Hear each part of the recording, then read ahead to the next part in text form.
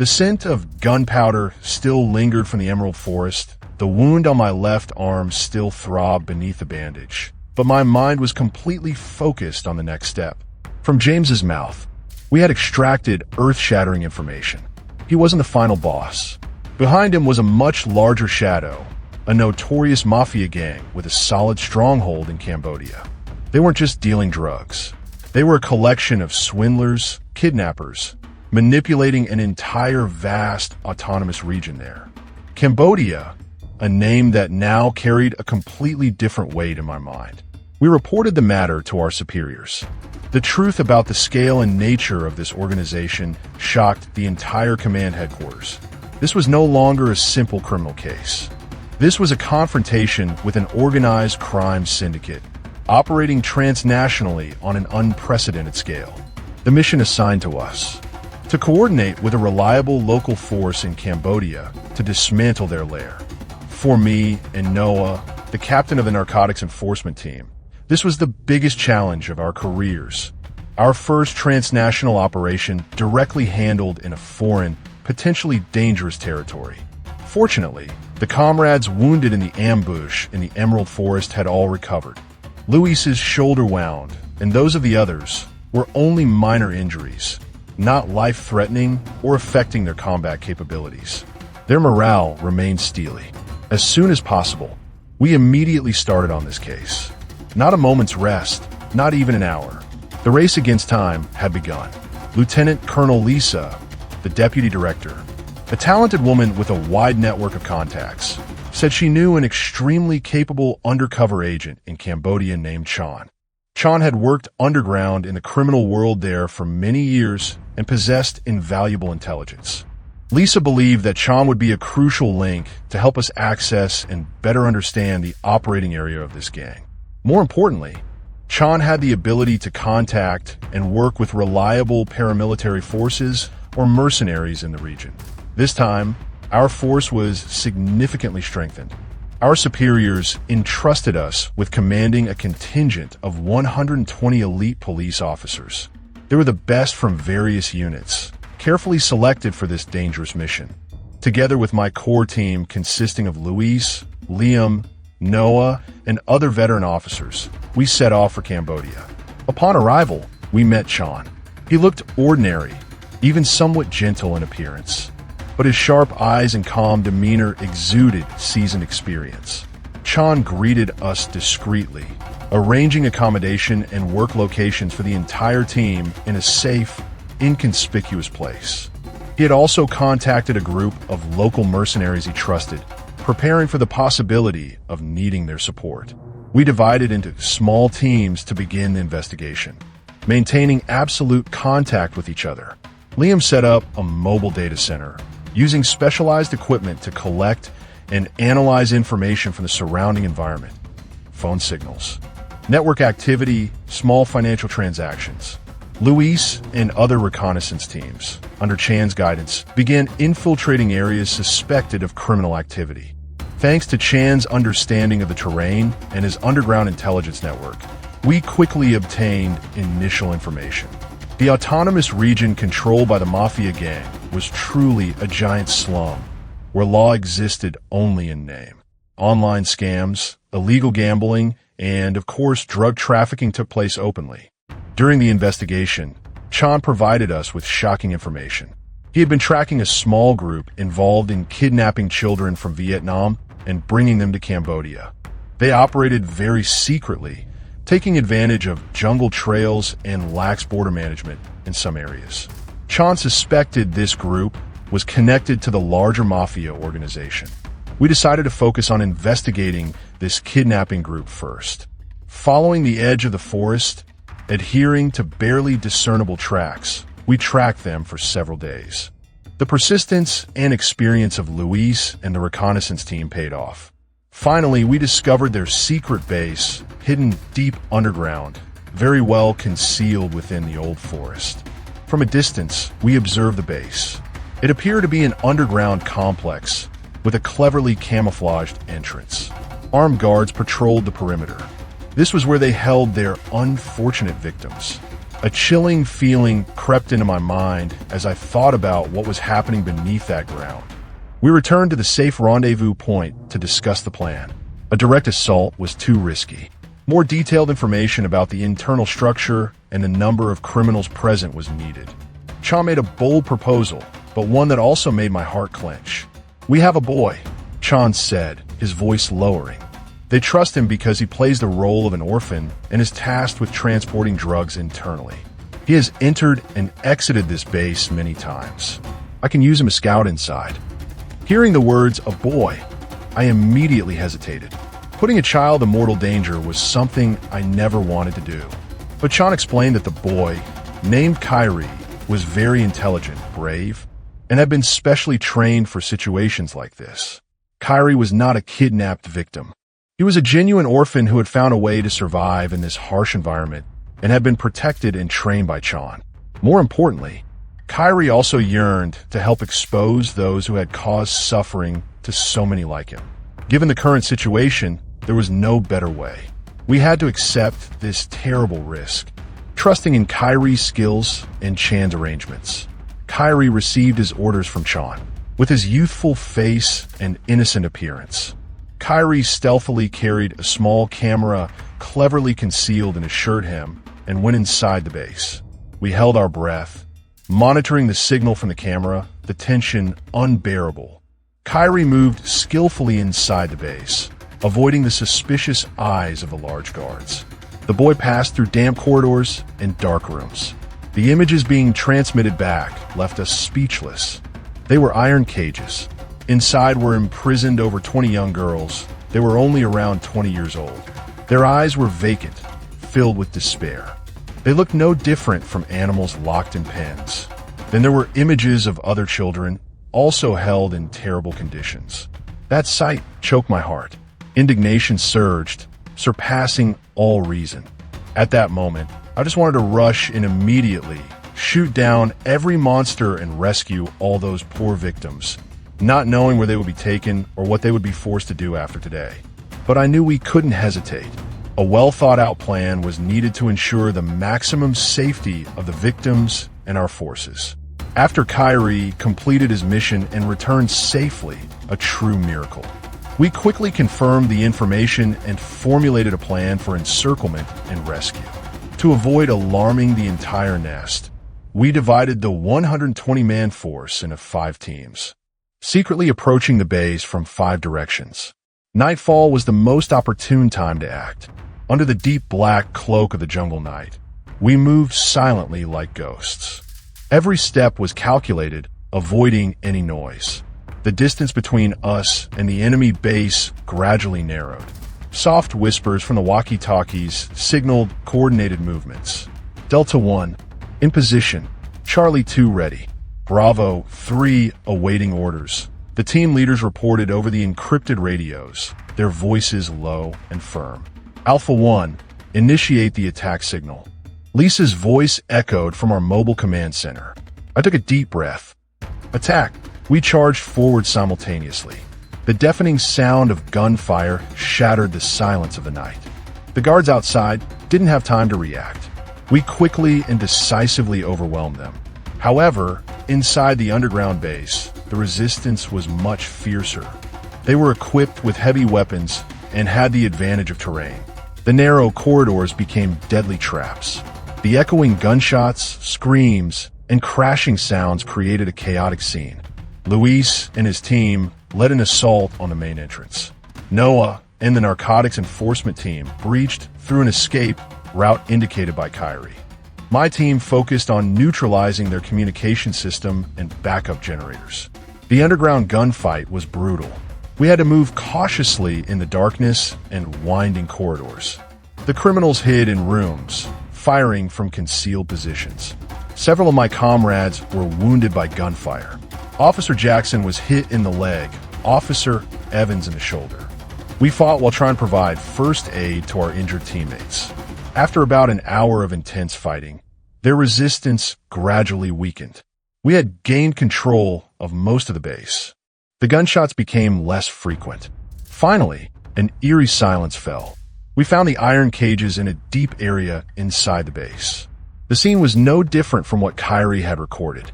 The young girls and children huddled in the cages, their eyes filled with fear as they looked at us. Tears streamed down their faces. "We are the police. You are safe now," I said, my voice trying to reassure them. We quickly opened the cages, rescuing the victims. They trembled as they stepped out, some too terrified to stand steadily. My teammates carefully supported them, shielding them. While rescuing the victims, we arrested over 60 surviving criminals inside the base. They were handcuffed and escorted outside. Their faces showed bitterness and defeat. After taking the victims to a safe place and handing them over to humanitarian aid forces, we escorted the 60 criminals to a temporary detention center for interrogation. They were truly stubborn. Despite various investigative methods, they refused to reveal any information about the organization behind them. We knew these 60 were just a small part of the larger gang. Desperate, we had to investigate their families, hoping to find a weakness or a connection that could be exploited. With the support of Chan and his network, we contacted some relatives of these criminals. Initially, they were also afraid and unwilling to cooperate. But when we showed them evidence of the crimes their relatives had committed, especially the kidnapping and detention of children and women, some could no longer bear it. Thanks to the assistance from the family of a minor leader within the underground base, we received some extremely important information. His name was Ray. Ray, under pressure from his family and our mental sparring, finally revealed a part of the truth about the mafia gang he served. According to Ray, the gang was not a traditional organization with a single boss. It was a collection of many notorious international crime lords, individuals who had retired from their illicit activities or were heavily wanted in their home countries, who had gathered in this autonomous region of Cambodia to establish an illegal business alliance. Ray named a few of them: Petrov, a notorious drug lord from Russia; Fernando, an arms dealer from South America; and Yamamoto, a retired Yakuza from Japan. These are just a few names Ray knew. He said there were many others, bosses from Italy, Mexico, China. Together, they controlled criminal activities in the autonomous region, turning it into a state within a state where they could operate outside the law. Ray confessed that their gang consisted of approximately 740 people, divided into operations in different areas of that autonomous region. They had their own security forces, their own communication system, and even their own laws. Finding and arresting all 740 of these criminals was impossible for our current force. We needed a much larger plan. We reported the information about the scale and nature of this mafia gang to our superiors. We requested reinforcements and permission to coordinate with Chan and the mercenary forces he could mobilize at the highest level. This was a true fight against transnational organized crime, requiring international cooperation. Our superiors approved our request. Over 400 U.S. police officers were deployed to Cambodia to assist. In total, we had 520 U.S. police officers, working closely with the mercenary forces mobilized by Chan. A massive force was assembled to confront 740 of the world's most dangerous criminals. The plan was meticulously detailed and highly confidential. We used intelligence from Chan, Ray's testimony, and data analyzed by Liam to identify the main operating areas of the mafia gang within the autonomous region. The goal was to corner them into a specific area and launch a full-scale assault. The operation began. We started the encirclement of the autonomous region silently. Our units and the mercenary forces coordinated seamlessly, gradually tightening the noose. Once the encirclement was tight enough, we began probing attacks, putting pressure on the mafia gang. Intense gunfights erupted. For 2 days and 2 nights. The autonomous region shook with the sound of gunfire, grenades, and screams. We faced the fierce resistance of a large, well-equipped force fighting on their home turf. Over 100 of our comrades, both U.S. police and mercenaries, were wounded in the clashes. But thankfully, no one was killed. Our unity, experience, and bravery helped us overcome the most dangerous moments. We gradually pushed the mafia gang into an isolated area within the autonomous region, where they concentrated their forces to hold their ground. It was a fortified complex, heavily guarded. We knew this would be the final battle. The assault force was deployed. Over 20 helicopters hovered in the sky, equipped with machine guns and rockets. Over 50 snipers were positioned at strategic locations around the area, about a kilometer from the target. The ground forces, including those still capable of fighting, prepared to move in. Lisa, her face stern, ordered the final assault. Advance! Rockets from the helicopters rained down on the edge of the forest where they were hiding, causing large fires and billowing smoke. The snipers received their orders and began firing. From a kilometer away, the first bullets flew, precise and deadly. The criminals guarding the perimeter were all shot down instantly. Our ground forces began to advance. We moved carefully, closing in step by step. Sporadic firefights still occurred, but the resistance had weakened significantly. We eliminated over 170 criminals in the initial phase of the all-out assault. It was estimated that only about 60 criminals and 5 ringleaders remained holed up in the main complex. We couldn't risk a direct assault. We noticed that they were holding one of our officers hostage. It was Captain Harris, one of the communications officers. The situation became a stalemate. We couldn't jeopardize Harris's safety. I sent my most elite team, including Luis and a few others, to secretly approach the complex, trying to eliminate the remaining henchmen one by one. After some time, only the 5 ringleaders holding the hostage remained. We tried to negotiate with them.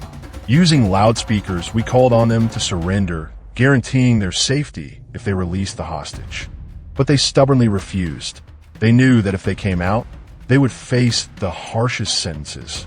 After 2 hours of unsuccessful negotiations, the situation remained a deadlock. We began to fear for Harris's life. Just then, as the tension reached its peak and we were considering the final options, 5 very loud gunshots suddenly rang out in quick succession from the sniper's direction. The entire team startled and looked toward the complex. Over the radio, the sniper's report came through, his voice still slightly shaken but clear. "We've taken care of them." I was both relieved and furious. Relieved that the hostage was likely safe, but angry at the sniper's unauthorized action. However, upon closer inspection of the area where the 5 ringleaders were holed up, we saw that they had fallen. All had been shot in the head. We quickly moved in. Captain Harris was safe, only tied up and gagged. The 5 ringleaders, Petrov, Fernando, Yamamoto, and 2 others whose identities we would have to determine later, had been eliminated by the sniper's incredibly precise shots. I had to admit their skill. 5 bullets, 5 targets, all hitting the center of the forehead. It was a display of supreme sniping skill. Finally, we had successfully rescued the hostage and dismantled this massive drug trafficking mafia gang. The total number of criminals arrested was over 600. We seized over 30 tons of various drugs and about 2,000 firearms of all kinds, from pistols to assault rifles and even grenade launchers. The estimated total value of these drugs and weapons amounted to over $20 billion US. Operation Viper's Nest had come to an end, a resounding victory, but also one filled with loss and lessons learned. We expressed our deep gratitude to Chan and all the mercenary forces who had stood by our side in this operation. Their courage, professionalism, and understanding of the terrain were key factors leading to success. We escorted the surviving criminals back to our country to face justice. The seized weapons would be destroyed according to regulations, and the 30 tons of drugs would be taken to a safe place for disposal. I sat on the plane, returning home, looking down at the land of Cambodia, gradually receding. My left arm still throbbed. The faces of the victims imprisoned in the iron cages, the faces of my comrades and the mercenaries wounded in the battle were still vivid in my mind. We had broken a massive mafia gang. Was this the end? James's words, about an even larger organization behind it all, still echoed in my ears. Perhaps the fight against this transnational criminal world was still very long, and new, more dangerous challenges still awaited us ahead. But I knew No matter how difficult it became, we would not back down. We would continue to fight to protect justice and peace for society.